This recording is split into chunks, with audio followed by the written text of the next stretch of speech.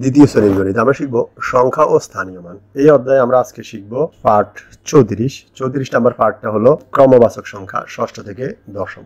দেখো ক্রমবাচক সংখ্যা ষষ্ঠ থেকে দশম কিভাবে সেটা সংখ্যা আমরা সংখ্যা যেটাকে বলি 6 7 8 9 10 আর সেটাকে আমরা ক্রমবাচক সংখ্যায় বলি 6 কে বলি ষষ্ঠ 7 কে সপ্তম 8 কে অষ্টম 9 কে নবম 10 কে দশম আর ষষ্ঠকে আমরা সংক্ষেপে এইভাবে লিখি সপ্তমকে এইভাবে লিখি অষ্টমকে এইভাবে লিখি নবমকে এইভাবে লিখি দশমকে এইভাবে লিখি। ওকে এবার দেখো কি বলা আছে লাইনে 10 জন শিশু দাঁড়িয়ে আছে। ওকে ফাইন সামনে আছে কে নাসিমা এবং পিছনে আছে শান্তি। ওকে সমস্যা না শান্তি শান্তির জায়গায় থাকুক। ক্রমবাচক সংখ্যা ব্যবহার করে এই শিশুদের অবস্থান বলবা।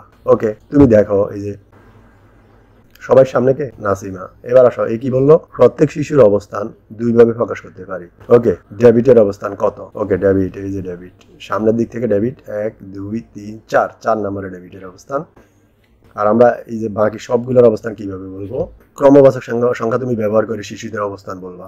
সামনের থেকে কে ষষ্ঠতে আছে? ষষ্ঠ সামনের থেকে এই যে প্রথম দ্বিতীয় তৃতীয় চতুর্থ পঞ্চম ষষ্ঠ ষষ্ঠ থেকে আছে রহিম। পিছন থেকে কে সপ্তম? পিছন থেকে এই যে পিছন থেকে কে সপ্তম? এই যে প্রথম দ্বিতীয় তৃতীয় চতুর্থ পঞ্চম ষষ্ঠ সপ্তম পিছন থেকে সপ্তম কে ডেভিড। এবার সামনে থেকে নবমকে সামনে থেকে তুমি নবম গণনা করবা। হ্যাঁ প্রথম দ্বিতীয় তৃতীয় চতুর্থ পঞ্চম ষষ্ঠ সপ্তম অষ্টম নবম।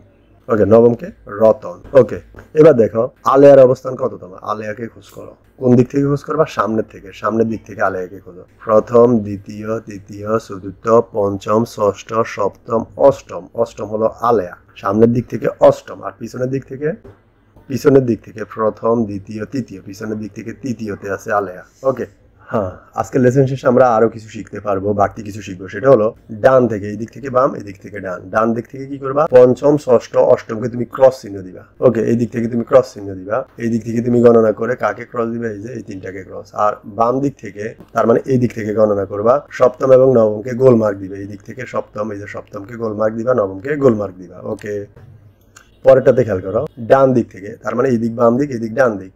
ডান দিক থেকে সপ্তম এবং নবমে ক্রস দিবা এই যে সপ্তম এবং নবমকে ক্রস দিবা। আর বাম দিক থেকে এই যে বাম দিক থেকে কি করবা গোল মার্ক দিবে। এই যে বাম দিক থেকে এইভাবে কততে অষ্টম এই দিক থেকে অষ্টম যেটা সেটাতে গোল মার্ক দিবা। ওকে প্রিয় শিক্ষার্থীবৃন্দ আজকের লেসন শেষে শিক্ষক তোমাদেরকে এই ছকটার মাধ্যমে মূল্যায়ন করবে। তার মানে কে কেটা কি জ্ঞান নলেজ এটাকে আর ডিটেলস বলবো না। কে এর অধীনে কয়টা প্রশ্ন আর এর অধীনে কয়টা প্রশ্ন এর অধীনে কয়টা প্রশ্নের উত্তরের মাধ্যমে তোমার আজকের মূল্যায়নটা হবে। আর এই মূল্যায়ন প্রক্রিয়াটা আমরা প্রত্যেকটা অধ্যায়ের প্রথম ক্লাসে শিখিয়েছি তোমরা চাইলে সেখান থেকে দেখে নিতে পারো। ওকে।